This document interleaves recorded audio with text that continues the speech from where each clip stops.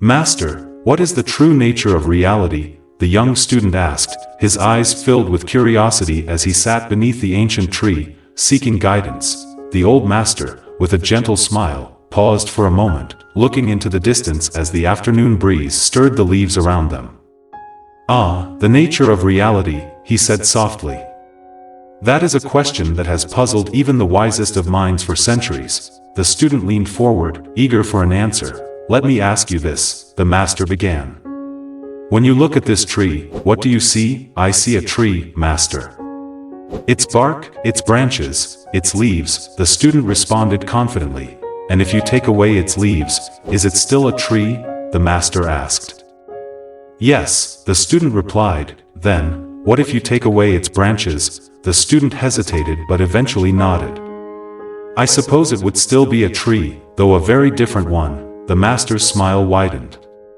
"And if you remove its bark, its roots, and everything that makes it what it is, when does it cease to be a tree?" The student looked confused.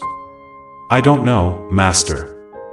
"Is it still a tree then?" The master chuckled softly, the sound blending with the rustling of the wind. "Ah, you see, just like the tree, everything in this world appears to have a form, an essence, but what Nagarjuna, the great Buddhist philosopher, revealed to us is that nothing has an independent, fixed existence. It is all interconnected, all arising and fading due to countless conditions. What you see as a tree is merely an empty form, dependent on everything else. This is the nature of sunyata, or emptiness." The student's eyes widened in realization. "So, nothing truly exists on its own?" "Exactly," the master said, nodding slowly. "Nagarjuna taught us that everything, our thoughts, our identities, time itself, is empty of inherent nature. But this emptiness doesn't mean nothingness, rather, it shows us the beauty of interdependence, of how all things arise and exist in harmony with countless others." The student sat quietly for a moment, letting the profound words settle in his mind. "But, master," he asked finally, "what does this mean for us, for how we live?" The master stood up, gesturing toward the setting sun. "Come, walk with me. Let me tell you more about Nagarjuna's middle way and how understanding the emptiness of things can free us from the burdens we carry. It is not enough to know, my student, you must also understand how to live with this wisdom." And so, the two walked together, the master weaving the intricate philosophy of Madhyamaka into a story of liberation and insight, teaching the student how to see the world with new eyes, eyes that could peer beyond the surface of things, into the empty, interconnected nature of reality itself. Nagarjuna, who lived during the 2nd to 3rd century CE, is one of the most celebrated and revered figures in Buddhist philosophy. His groundbreaking work on the concept of sunyata, or emptiness, and his role in founding the Madhyamaka, middle way, school of Mahayana Buddhism, shaped the trajectory of Buddhist thought not only in India but across much of East Asia and Tibet. Imagine this. Nagarjuna's philosophy not only shaped Buddhist discourse but also resonated with thinkers, scholars, and philosophers for centuries to come, continuing to influence contemporary thought. It's almost as if he bridged the gap between ancient wisdom and modern intellectual challenges. This expanded exploration dives deeply into his philosophy, particularly focusing on sunyata, Madhyamaka, his dialectical methods, his far-reaching influence across East Asia and Tibet, and his lasting impact on both classical and contemporary philosophical discourse. Let's take a journey through the core aspects of Nagarjuna's teachings and explore the remarkable influence this ancient philosopher has had on how we perceive reality today. Sunyata, emptiness, an extraordinary vision of reality. At the heart of Nagarjuna's philosophy lies the concept of sunyata. Now, you might think, emptiness? That sounds bleak or nihilistic. But here's where Nagarjuna flips the script. Emptiness is not a form of nothingness or void. Quite the opposite. Sunyata doesn't mean that nothing exists, but rather that nothing possesses intrinsic, independent, or permanent existence. How profound is that? This is not your typical "everything is an illusion" type of nihilism. Nagarjuna isn't saying life or the world is meaningless. Instead, he's showing us that all things, whether objects, thoughts, or even time itself, are empty of inherent essence. Everything is interconnected in a web of conditions and causes, all of which are also empty. Think of a tree. Is it just a tree? According to Nagarjuna, the tree doesn't exist independently. It relies on the seed, the soil, the water, the sun, and even the air. In this light, the tree is empty of any inherent, permanent treeness. Rather, it's a dynamic manifestation of interconnected causes, and without those causes, the tree would cease to exist. Nagarjuna's brilliance lies in showing us that everything, literally everything, works this way. You, me, time, space, thoughts, objects. Nothing exists in isolation. Doesn't that idea just blow your mind? This notion of sunyata is tied deeply to the Buddhist doctrine of pratyaya samutpada, dependent origination. In simple terms, dependent origination means that things arise, exist, and pass away due to various conditions. Nothing stands alone. Every phenomenon, whether physical or mental, is part of a complex web of causes and conditions that are themselves dependent on other factors. Nagarjuna took this principle and pushed it to its radical conclusion. If everything is dependent on something else, then nothing has a fixed, unchanging essence. And why does this matter? Because by realizing the emptiness of all things, we loosen our attachments to concepts, beliefs, and identities that cause suffering. When Nagarjuna talks about emptiness, he's addressing one of the deepest causes of human suffering, our attachment to permanence, to the idea that things, including ourselves, have a stable, lasting essence. This attachment causes us to cling to ideas, objects, and even relationships as if they were fixed and unchanging, which is the root of suffering. But what if nothing had intrinsic permanence? Nagarjuna is inviting us to see beyond our illusions, to awaken to the fluid, interconnected nature of all things. This insight is not just intellectual, it's transformative, the middle way, navigating between extremes, but Nagarjuna wasn't content with simply pointing out that things are empty. He founded the Madhyamaka or middle way school of thought, which emphasizes avoiding two extremes, eternalism and nihilism. Eternalism is the belief that things have a permanent, unchanging essence, while nihilism suggests that nothing exists at all. Nagarjuna's middle way strikes a balance between these views, asserting that while things exist conventionally, they lack inherent or independent existence. How nuanced is that? Nagarjuna challenges us to see that reality is neither black nor white, it's more like a shimmering, ever-changing spectrum. Nagarjuna's Mulamadhyamakarika, fundamental verses on the middle way, is the cornerstone of his philosophical teachings. In it, he systematically deconstructs various metaphysical views, showing that they are based on mistaken assumptions about the inherent existence of things. His analysis covers a wide range of topics, from causality and time to motion and the self. One of the most famous sections of the Mulamadhyamakarika deals with causality. Nagarjuna argues that the conventional understanding of causality is incoherent if one assumes that causes and effects have inherent existence. If causes and effects existed independently, they would either have to exist simultaneously or exist separately, both of which are paradoxical. Instead, Nagarjuna shows that causes and effects are interdependent and thus empty of any fixed nature. What's fascinating about Nagarjuna's approach is that he never posits a positive metaphysical doctrine of his own. Instead, his method is negative dialectics, a process of showing the limitations of all positions. It's like being in a debate where, no matter what stance you take, your argument is shown to be incomplete or contradictory. By using his famous Prasanga reasoning, Nagarjuna leads his interlocutors to the realization that all views are based on mistaken assumptions. It's a powerful intellectual method that forces one to confront the limits of conceptual thinking. Ever had that moment where you think you've figured something out, only to have it unravel in front of you?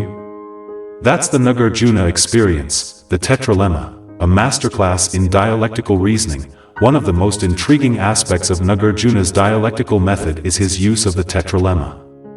Now, the tetralemma is a fascinating logical tool that presents four possible alternatives: affirmation, negation, both affirmation and negation, and neither affirmation nor negation. Confused yet? That's the point. Nagarjuna shows that none of these options hold up under rigorous analysis. Take the concept of the self, for example. Nagarjuna would argue that the self is not inherently existent, affirmation. But it's also not non-existent, negation. It's not both existent and non-existent, and it's not neither. Sounds paradoxical, right? The goal of this method is to show that reality transcends our conceptual categories, that the very act of trying to define reality through binary oppositions is misguided. Nagarjuna's tetralemma is a direct assault on the idea that logic alone can grasp the nature of reality. It's as if he's saying, whatever you think reality is, it's not that. Isn't this mind-bending? Nagarjuna's brilliance lies in his ability to dismantle our most cherished beliefs about the world and ourselves. By showing that none of our usual categories, existence, non-existence, both, or neither, adequately describe reality, Nagarjuna forces us to confront the emptiness of all views. And in doing so, he opens the door to a more profound understanding of reality. Nagarjuna's impact on East Asian and Tibetan Buddhism. Nagarjuna's philosophy didn't stay confined to India, it spread like wildfire across East Asia and Tibet, profoundly influencing the development of Buddhist thought in places like China, Japan, Korea, and Tibet. Can you imagine how his ideas resonated across different cultures and centuries, each interpreting and expanding upon his teachings in their unique ways? In China, Nagarjuna's ideas laid the foundation for schools like Tiantai and Huayan. Chinese Buddhist thinkers such as Zheng Zhao and Ziyi drew heavily on Nagarjuna's teachings on emptiness.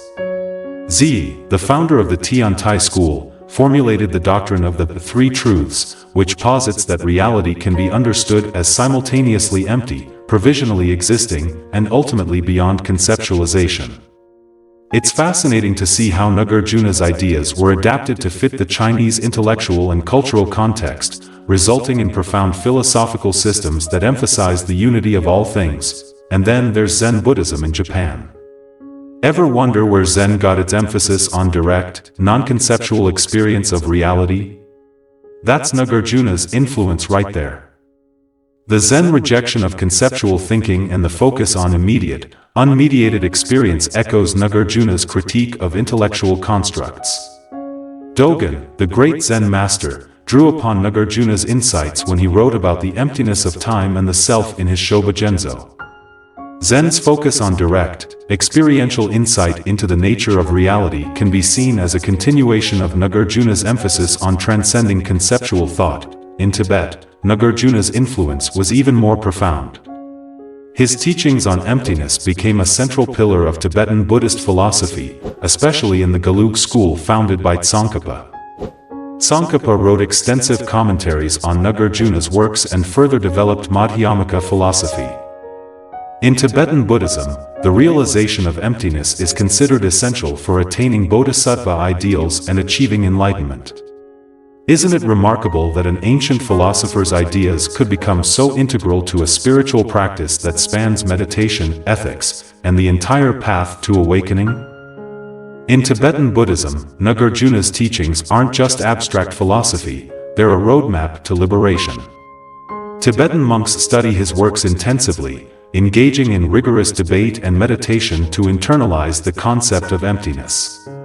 It's not just an intellectual exercise, it's a way of transforming one's perception of reality. Imagine how powerful this teaching must be if it's seen as essential for spiritual awakening. Nagarjuna's modern relevance, bridging philosophy and science. Here's something incredible: Nagarjuna's ideas don't just belong to the ancient world, they resonate with modern philosophy and even science. Can you believe that philosophers like Jacques Derrida and Martin Heidegger have drawn comparisons to Nagarjuna? Derrida's deconstructionist philosophy, which asserts that meaning is always deferred and that no concept has a stable essence, echoes Nagarjuna's claim that all phenomena are empty of inherent existence. Just as Nagarjuna dismantled metaphysical views, Derrida deconstructs language and meaning, showing the instability of fixed categories. Similarly, Heidegger, with his existential inquiry into the nature of being, shares some common ground with Nagarjuna, although their conclusions differ.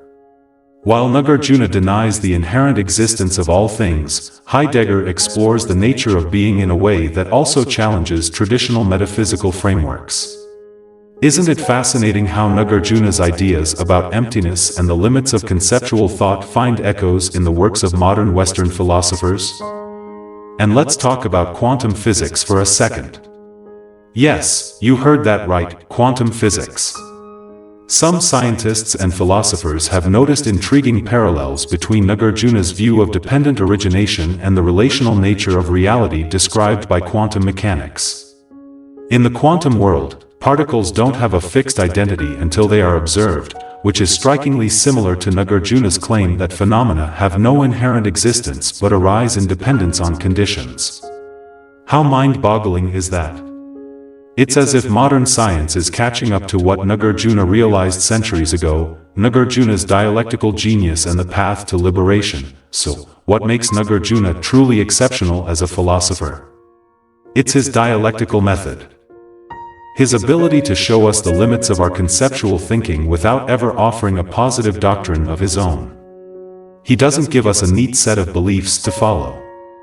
Instead, he uses his razor-sharp intellect to dismantle all views, leaving us with the realization that the nature of reality is beyond all conceptualization, but this isn't a path to despair.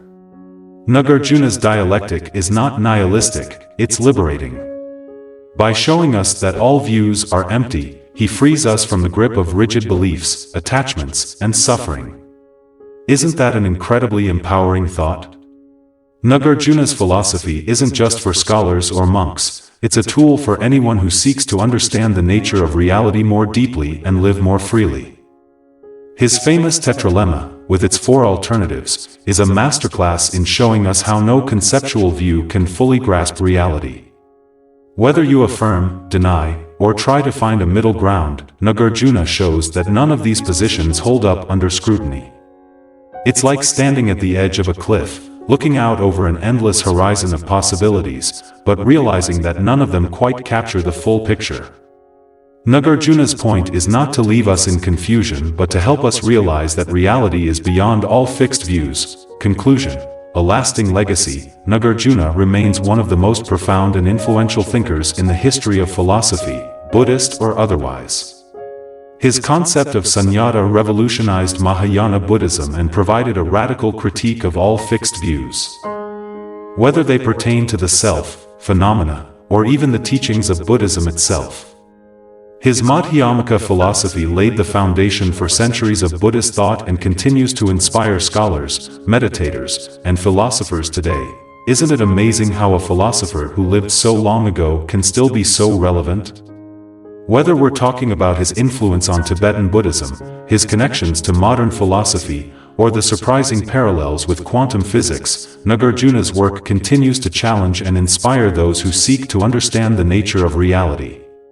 Far from being a relic of ancient thought, Nagarjuna's philosophy is a living, breathing guide for those who dare to question their assumptions and look beyond the surface of things. So, as we wrap up this deep dive into Nagarjuna's world, let's ask ourselves, what can we learn from his insights today? How can his teachings help us navigate the complexities of our own lives? Perhaps, by embracing the emptiness of all things, we can find the freedom and clarity we've been seeking all along. Isn't that a thought worth pondering? As the sun dipped below the horizon, casting a golden glow across the landscape, the master and his student reached the edge of the quiet riverbank. The master paused, gazing at the reflection of the sky on the still water, while the student remained deep in thought, processing everything he had learned. "Master," the student finally spoke, breaking the silence, "if everything is empty, as Nagarjuna teaches, then how do we live in this world? If nothing has a fixed essence, what purpose is there in what we do?" The master knelt down by the river, picking up a small stone and gently tossing it into the water. The ripples spread outward in perfect circles, distorting the reflection of the sky and the trees. Do you see these ripples? The master asked. The student nodded, watching the expanding circles. Yes, master. The master turned to him, his gaze calm but intense. These ripples exist for only a moment, don't they? They arise because of the stone, and then they disappear, becoming part of the stillness again. Would you say their brief existence is without meaning? The student hesitated. No, master. They still exist, even if only for a moment. They still affect the water. The master smiled, pleased with the answer. Exactly. Just because something lacks a permanent, fixed essence doesn't mean it has no value. In fact, it's the very impermanence and interdependence of all things that gives life its beauty and purpose. The student furrowed his brow, still seeking clarity. But, master, how does understanding this help us in our day-to-day lives? How do we find peace in a world where everything is constantly changing? The master rose from his kneeling position, his hands folded behind his back as he began to walk again, motioning for the student to follow. Nagarjuna's wisdom teaches us not to cling to rigid ideas or identities. When we understand that everything is empty of fixed essence, we begin to see that our fears, our desires, and even our suffering are rooted in illusions. By recognizing this emptiness, we free ourselves from attachments that cause pain. Life becomes lighter, more fluid. We act in the world without being weighed down by the need for things to be permanent or unchanging. The student's eyes lit up with understanding. So, it's not about detaching from the world, but about seeing the world as it truly is, interconnected and ever-changing. Yes, the master replied, that's the essence of the middle way. We live with compassion, understanding that every action ripples out into the world, just like the stone in the river. But we also live without clinging to things as if they must remain the same forever. As they continued to walk, the moon began to rise, its light casting a soft glow on the path ahead. The student, feeling a sense of peace wash over him, turned to the master one last time. Master, does this mean that by understanding emptiness, we can free ourselves from all suffering? The master smiled gently, his eyes reflecting the moonlight. Understanding sunyata is not a magic solution that erases all suffering. But it is the key to seeing things clearly, to letting go of the attachments and fears that bind us. With this insight, we can live with a deeper sense of peace, knowing that nothing is permanent, and that all things, joy, sorrow, life, and death, are part of the same vast, interconnected web of existence. The student nodded slowly, the weight of the master's words sinking in. As they neared the gates of the temple, the student looked out over the landscape, seeing it with new eyes. Everything, the trees, the river, even the moon, seemed to pulse with life, not as fixed things, but as part of a greater whole. Thank you, master, the student said quietly. I think I'm beginning to understand. The master smiled warmly, placing a hand on the student's shoulder. You have taken the first step, my young friend. The journey of understanding emptiness is long, but with each step, the path becomes clearer. Always remember, the true nature of reality is not something you grasp with the mind, it's something you live with the heart. And with that, they entered the temple grounds, the student now carrying with him not just knowledge, but a profound sense of freedom. The teachings of Nagarjuna, once abstract ideas, had become a living truth, guiding him toward a deeper understanding of both himself and the world around him.